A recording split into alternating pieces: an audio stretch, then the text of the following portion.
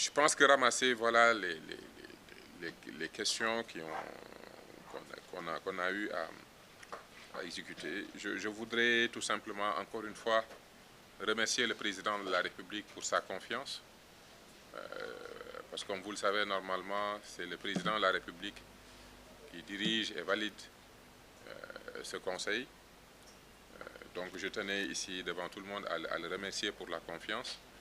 Je profite aussi de l'occasion pour remercier toutes les personnes qui sont ici présentes, toutes les entités, pour leurs appuis constants, pour leur esprit d'ouverture.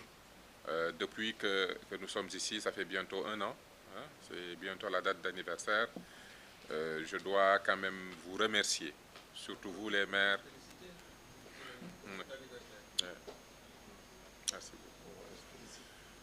Donc, mais c'est à moi de vous remercier parce que c'est à moi qu'on a confié cette mission, mais c'est vous qui êtes mes partenaires de tous les jours. Ma réussite dépend énormément de votre contribution. Donc, que ce soit l'administration que j'ai trouvée ici, le cabinet que j'ai constitué, mais surtout les maires et les élus, véritablement, je tiens à vous remercier pour votre accompagnement constant, votre esprit d'ouverture, esprit d'écoute et votre engagement. Je l'ai dit dans des endroits où vous n'étiez pas, je l'ai dit même au président de la République, moi, depuis que je suis là, je n'ai aucun problème avec les maires et tout se passe super bien. Et il a eu à le constater quand il a été au Sine Saloum. Il a vu comment les maires étaient véritablement des vrais démembrements de l'État. Nous avons déjà fait 2 consultations sur les pôles territoires Thiès et Niambour-Baol. Les choses se sont très bien passées. Chaque fois, c'est de l'enrichissement. Et on a le sentiment qu'au final de nos travaux, nous aurons des documents de qualité pour une mise en œuvre qui va permettre aux Sénégalais de continuer d'avoir de l'espoir dans cette mission qu'ils nous ont confiée. Sur cette note, je vous souhaite un bon Ramadan, un bon fin de Ramadan.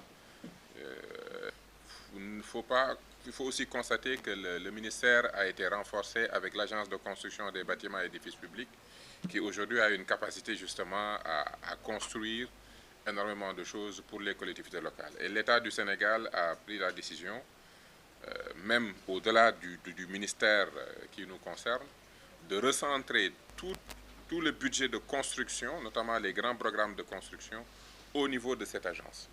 Donc vous comprenez que je ne peux pas, moi, en tant que ministre en charge du secteur, récupérer les projets de construction des autres ministères pour les exécuter chez moi, et en même temps laisser des portions budgétaires de construction ailleurs que de le mettre dans l'ACBEP. Donc voilà pourquoi vous voyez ce montant-là, mais qui va revenir aux collectivités locales parce que l'objectif, c'est de vous accompagner dans tout ce qui est bâtiment et construction. Donc ça, au moins, ça explique un peu pourquoi on a cette perception de déséquilibre. Concernant l'ANEC, je pense que nous avons même augmenté. Hein. L'ANEC, l'année dernière, ce n'était pas ce montant qu'ils avaient.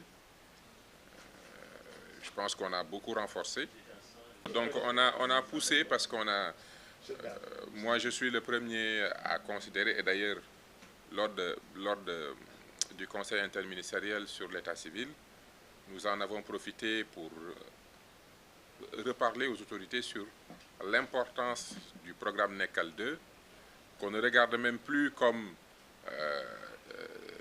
des centres d'état civil qu'il faut maintenant moderniser et connecter, mais qu'on regarde comme des centres d'offres de services publics au niveau local, et que même tout ce qui est passeport, permis de conduire, il y a beaucoup de demandes qu'on peut prendre depuis nos centres d'état civil. Parce que on a la chance, on va avoir la chance, si nous continuons à avoir la totalité des pièces d'état civil numérisées, un registre de gestion de l'état civil qui permet l'identification et le contrôle des agents, du matériel informatique, des agents formés.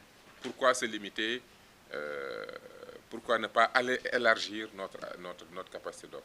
Je pense que les autorités de plus en plus voient l'importance de cette phase-là. Et il y a le programme NECAL 2 qui s'en vient, qui va aussi augmenter les capacités au niveau de l'ANEC. Vous l'avez aussi vu, les autorités en Conseil des ministres, le président de la République a demandé qu'il y ait une discussion et une réévaluation des rapports entre PNDL, ADM, ADL, vous l'avez tous vu. Donc ça implique aussi des ajustements en perspective. Donc ça aussi, c'est des éléments qu'il faut prendre en compte et qui expliquent aujourd'hui une certaine approche. Concernant l'intersyndical, effectivement, je pense que même en dehors de ce document, cette demande a eu à être exprimée à plusieurs reprises. C'est une idée pour moi qui se discute. Ce qu'il faut aussi reconnaître, c'est que nous avons pris en compte